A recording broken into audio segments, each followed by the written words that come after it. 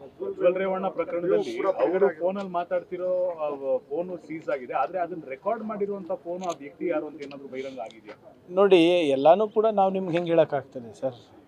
ಯಾರು ಮಾಡಿದ್ರು, ಯಾಕೆ ಮಾಡಿದ್ರು, ಯಾರು ಮಾಡಿಸಿದ್ರು? ಈಗ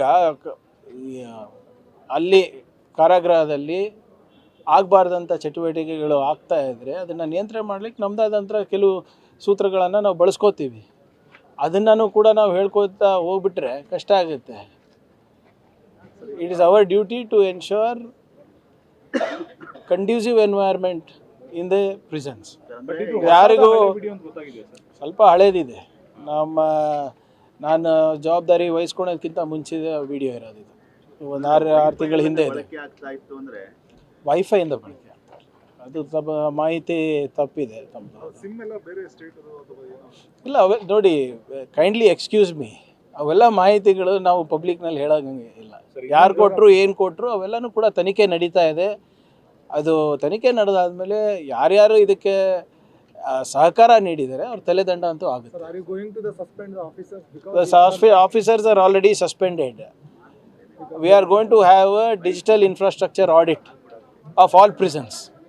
ಏನೇನು ಲೋಪಗಳಾಗಿದೆ, ಹೇಗಾಗ್ತಾ ಇದೆ, ಕೆಲವು ಕಡೆ ಸಿಗ್ನಲ್ ಹೇಗೆ ಬರ್ತಾ ಇದೆ, ಕೆಲವು ಕಡೆ ಸಿಗ್ನಲ್ ಯಾಕೆ ಬರ್ತಾ ಇಲ್ಲ, ಅವೆಲ್ಲನೂ ಕೂಡ ನೋಡಬೇಕಲ್ಲ. ಕಿರಿಯ ಹಿರಿಯ ಯಾವುದು ಪ್ರಶ್ನೆ ಇಲ್ಲ. ಅವ್ರ ಪಾತ್ರ ಇದ್ದರೆ ಅವ್ರ ತಲೆದಂಡ ಆಗೇ ಆಗುತ್ತೆ. ಸ್ಪಷ್ಟವಾದಂಥ ಸಂದೇಶ ತಮ್ಮ ಮುಖಾಂತರ ರವಾನೆ ಮಾಡ್ತಾ ಇದ್ದೀನಿ. ಯಾವ ಅಧಿಕಾರಿಗಳು ಕೂಡ ನನ್ನ ಅವಧಿನಲ್ಲಿ ಪ್ರೊಟೆಕ್ಷನ್ ಸಿಗೋದಿಲ್ಲ. ಅವರು ಪಿ ಸಿ ಇರ್ಬೋದು, IPS ಇರ್ಬೋದು, ಐ ಡೋಂಟ್ ಕೇರ್. ಇಲ್ಲ, ಬೇರೆದು ಸಿಕ್ಕಿದೆ. It is not targeted at any individual. ಭಾಳ ಸ್ಪಷ್ಟವಾಗಿ ಹೇಳ್ತಾ ಇದ್ದೀನಿ. ನಾನು ಪ್ರಿಸನ್ಸಿಗೆ ಹೋದಾಗ ನನಗೆ ಕೆಲವು ಲೋಪಗಳು ಕಂಡುಬಂತು.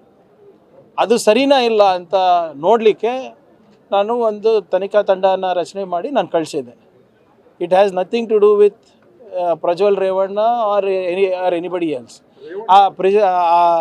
ಆ ವ್ಯವಸ್ಥೆ ಏನಿದೆ ಅದು ನಡೆಸೋ ಜವಾಬ್ದಾರಿ ನಂದಿದೆ. ಅದರಲ್ಲಿ ಲೋಪಗಳು ಏನಿದೆ ನಾನು ಕಣ್ಣಾರೆ ನೋಡಿದಾಗ ಅದು ಸರಿನಾ ಇಲ್ಲ ಅಂತ ತಿಳ್ಕೊಳ್ಳೋಕ್ಕೆ ನಾನು ನಾವು ರೆಡಿ ಮಾಡಿದ್ವಿ.